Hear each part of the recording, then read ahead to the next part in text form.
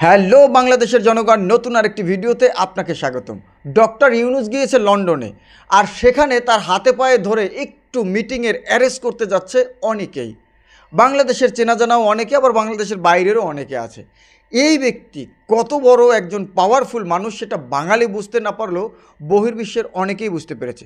চলুন আজকের ভিডিওতে আমরা জানবো বাংলাদেশের কোন কোন নেতা এবং কোন কোন নেতার আত্মীয় স্বজন দেখা করতে চাচ্ছে ডক্টর ইউনূসের সাথে। শত্রু আর মিত্র নেই, সবাই মিলে ডক্টর ইউনূসের সাথে লন্ডনে দেখা করতে চাচ্ছে। কেন দেখা করতে চাচ্ছে, কী জন্য দেখা করতে চাচ্ছে, আজকের ভিডিওতে সম্পূর্ণ দেখব। তার আগে আপনি যদি আমাদের চ্যানেলে নতুন হয়ে থাকেন তাহলে এখনই নিচে সাবস্ক্রাইব করে পাশে থাকা বেল আইকনটি অন করে দিন পরবর্তী সকল ভিডিওর আপডেট নোটিফিকেশন সবার আগে পেতে। চলুন ভিডিওটি শুরু করা যাক।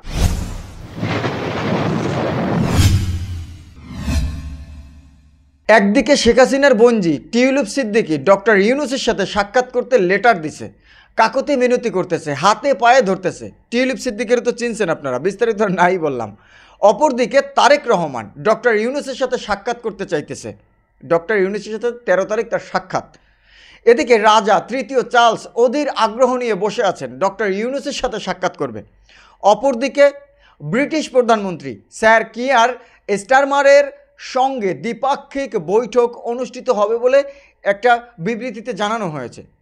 তারপরে ডক্টর ইউনূস কমনওয়েলথ এবং আন্তর্জাতিক সমুদ্র সংস্থার ওই মহাসচিবদের সঙ্গে সৌজন্য সাক্ষাৎ করবেন।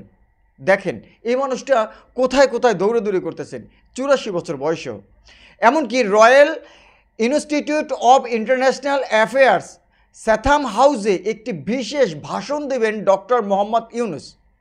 আর এদিকে আমার দেশের 5 পাস করা নেতা ডক্টর ইউনূসের যোগ্যতা নিয়ে প্রশ্ন তুলে তারা বলে, কোনো মহামানব দিয়ে দেশ পরিচালনার জন্য দেশ আমরা স্বাধীন করি নাই। হায় রে দুসির ভাই, মানুষ চিনলা না তোমরা। দুসির ভাই, তোমরা প্রতিহিংসার রাজনীতি থেকে বেরিয়ে আসতে পারো নাই, তোমাদের মন হৃদয় তোমরা ভালো করতে পারো নাই। বাংলাদেশের অনেক আদু ভাই ডক্টর ইউনূসকে শ্রীলঙ্কার রাজা পাকসার মতো অবস্থা করবে বলে আজকে হুমকি দেয়। ছি, এটা লজ্জার। এই লজ্জা কই রাখবো ভাই, এই লজ্জা কোথায় রাখবো?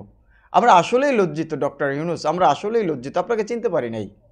আওয়ামী লীগের কর্ণধার টিউলিপ গুরুত্ব দিচ্ছে, বিএনপির প্রধান নেতাও গুরুত্ব দিচ্ছে, ব্রিটিশ রাজাও সম্মান দিচ্ছে, বড় বড় অর্গানাইজেশন ও বিশ্ব নেতারা সম্মান দিচ্ছে, কিন্তু ব্যর্থতা আমাদের।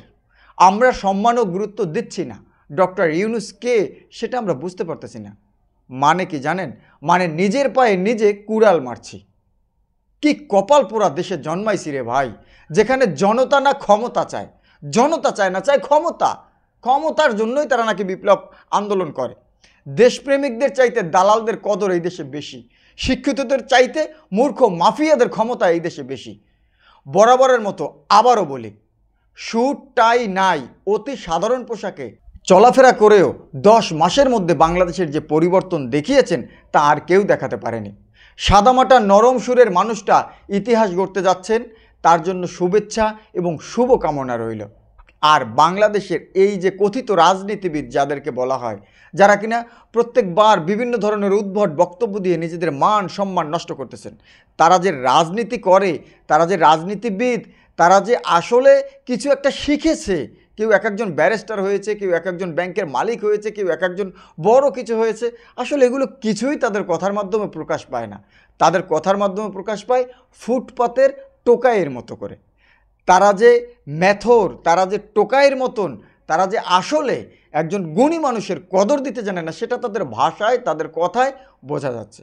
দর্শক, এই সমস্ত মানুষেরা যারা শিক্ষিত শয়তান, তাদের সম্পর্কে আপনার কি বলার আছে অবশ্যই আমাদের কমেন্ট সেকশনে জানিয়ে যাবেন। আজ বিদায় নিচ্ছি, ইনশাল্লাহ দেখা হচ্ছে পরবর্তী কোনো ভিডিওতে। আর ডক্টর ইউনূসের জন্য শুভকামনা, শুভকামনা, শুভকামনা। আল্লাহ হাফেজ।